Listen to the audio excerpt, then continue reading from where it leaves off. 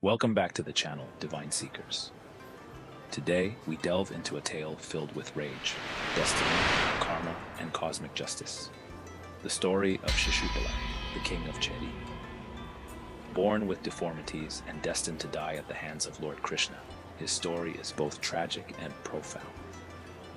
From a cursed birth to a glorious liberation, let us unravel the path of one of the Mahabharata's most complex antagonists. In the kingdom of Chedi, Queen Shishupala gave birth to a child who shocked the court. The infant had 3 eyes, 4 arms, and let out a shrill demonic cry. People were terrified. Priests and astrologers foresaw dark omens tied to this unnatural birth. But the queen was not just anyone. She was the sister of Vasudeva, the father of Lord Krishna. Desperate and frightened, the king and queen were advised to abandon the child, but a divine prophecy intervened. A celestial voice echoed, "Do not fear. This child shall lose his extra limbs and 3rd eye when placed in the lap of the person who will eventually slay him." The child was passed around. Nothing happened until Krishna was called. The moment baby Shishupala was placed in Krishna's lap, the deformities vanished. But the queen, heartbroken, begged her nephew Krishna not to harm her son. Krishna, full of compassion, made a solemn vow. "I shall forgive your son 100 offenses, but on the 101st, justice shall be served." As the years passed, Shishupala, the prince of the Chedi kingdom, grew into a tall and charismatic young man. His deformities were gone, and no trace of the ominous birth remained. He was trained in politics, warfare, and scriptures by some of the best tutors in the land. He was intelligent, articulate, and deeply ambitious. But beneath his noble exterior, a storm was brewing. Shishupala could never forget the strange moment from his infancy, how his deformities vanished in the arms of Lord Krishna. Though his family rejoiced, something deep within Shishupala festered, a feeling of vulnerability, of being subdued, of being at the mercy of Krishna's divine will. He felt that his destiny had been stolen, overshadowed by Krishna since birth.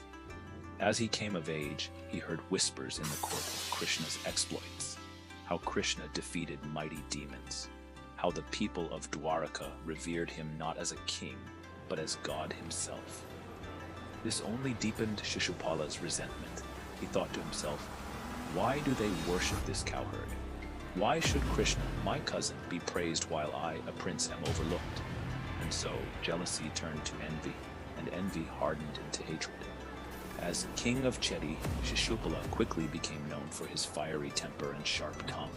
He was a fierce warrior, commanding great respect among lesser kings.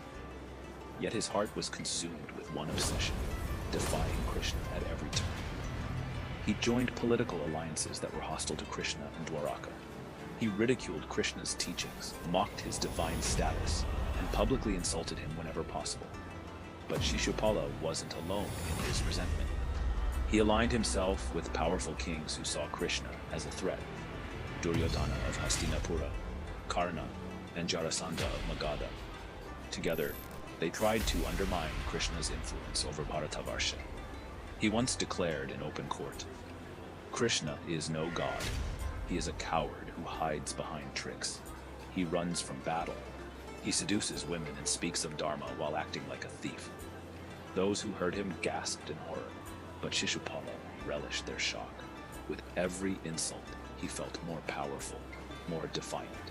What he didn't know, however, was that Krishna had once made a solemn vow to his aunt and uncle. "I will forgive 100 offenses committed by your son, O dear ones, but on the 101st I shall act."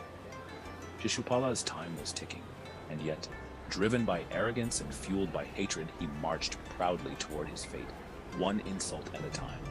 And so Shishupala, the king of Chedi, stood not only as a powerful ruler, but as a living embodiment of unchecked ego, blinded by his own pride.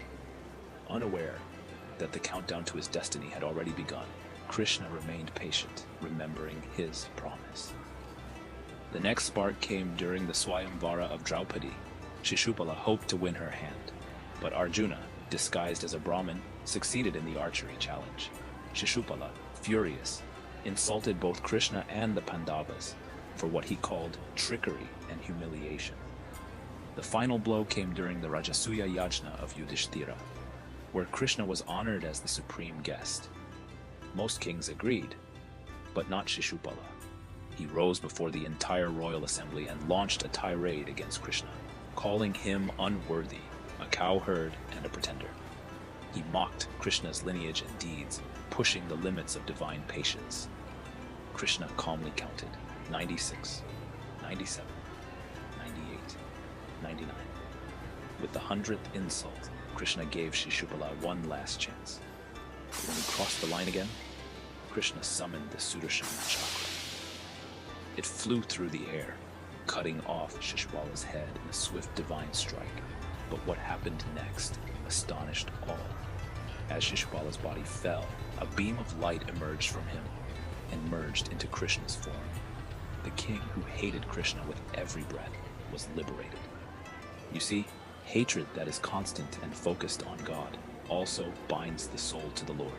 This is known as Virodha Bhakti, devotion through enmity. What can we learn from this powerful tale? The power of divine grace. Krishna gave Shishupala not just 100 chances, but even liberation at the end. Focus, even through hate. Even Shishupala's obsessive enmity led him to the divine, showing that single-minded focus on God, even misdirected, transforms the soul. Justice with compassion, Krishna waited, he forgave. And even when justice was delivered, it was liberating, not vengeful.